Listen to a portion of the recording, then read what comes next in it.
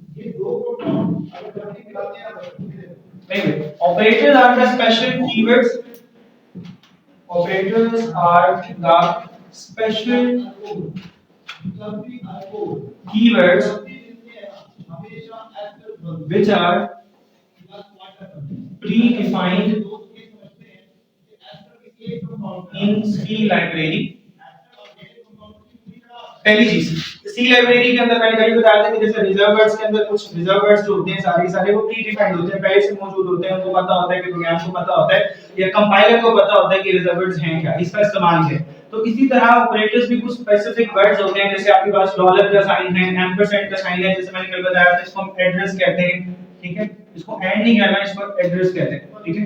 And computer के अंदर इस तरह से आता है जब आप दो बार लिखते हैं। फॉर ऑपरेटर्स हैं, साइलेंट ऑपरेटर्स हैं, लॉजिकल ऑपरेटर्स हैं, उसकी कुछ टाइप्स हैं तो हम फर्दर कर लेते हैं। सबसे पहली चीज इंपॉर्टेंट है वो है एएलयू, अरिथमेटिक लॉजिकल ऑपरेटर, इसको यूनिट भी कह सकते हैं, एएलयू अरिथमेटिक लॉजिकल यूनिट, और ये एएलओ भी कह सकते हैं, arithmetic logical operators.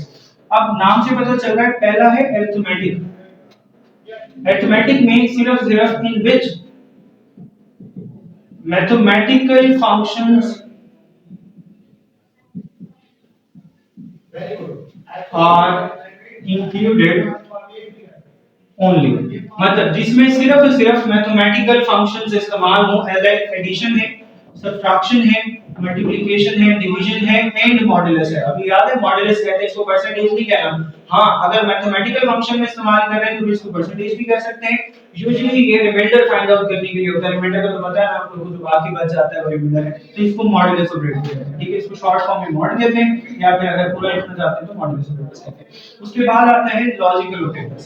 Logical operators are the operators which accept every other operator, which consists of every other operator except mathematical ones. यानी कि सिवाय मैथमेटिक के, सिवाय अरिथमेटिक के बाकी जितने भी ऑपरेटर्स होते हैं वो लॉजिकल ऑपरेटर्स में आते हैं।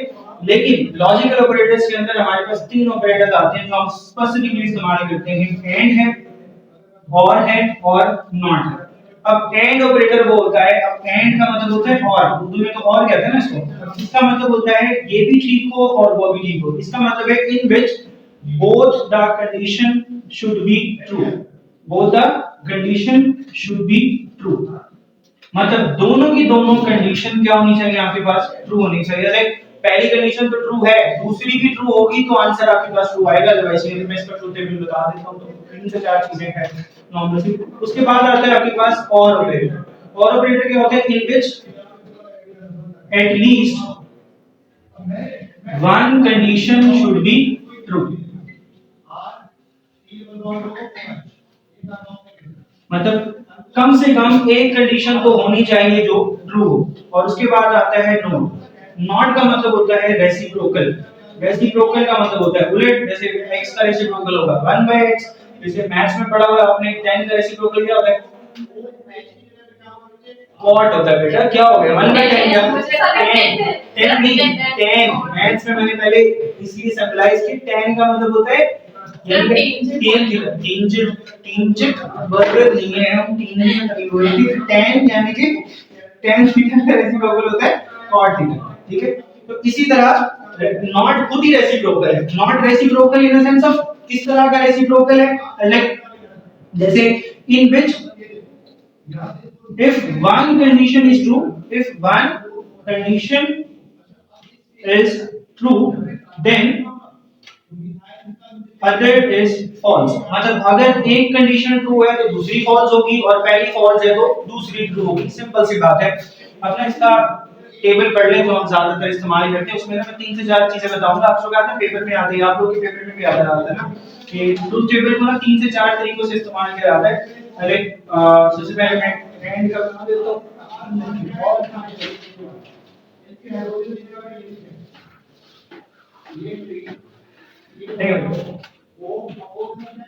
एंड ऑपरेटर, इसमें जो पहले दो होते हैं वो दोनों के दोनों क्या कहलाते हैं, इनपुट, और जो लास्ट वाला होता है वो क्या कहलाता है, आउटपुट। अब पहली चीज, अगर पहला ट्रू है दूसरा भी ट्रू है तो आंसर ऑब्वियसली बात क्या होना चाहिए, ट्रू। अगर पहला ट्रू है दूसरा फॉल्स है तो ऑब्वियसली बात है आंसर क्या होना चाहिए, फॉल्स, क्योंकि मैंने कहा था एंड ऑपरेटर के अंदर both the condition should be true. और अगर पहला फॉल्स है दूसरा ट्रू है तो ऑब्वियसली बात है आंसर फिर भी क्या होगा, फॉल्स। रीजन इज दैट क्योंकि एक फॉल्स है और अगर दोनों के दोनों फॉल्स हैं तो ऑब्वियसली बात है आंसर तब भी क्या होगा, फॉल्स। ये तो होता है आपके पास ट्रुथ टेबल, जिसमें हम नॉर्मली कहते हैं ना कि ट्रुथ टेबल्स में नॉर्मली बात की जाती है ट्रू है तो फॉल्स, फॉल्स है तो ट्रू। लेकिन अगर अक्षरशः ना पेपर में ये क्वेश्चन आता है कि वो आपसे पूछता है कि make a table of and operator according to the digitals, digits के हिसाब से बताना है।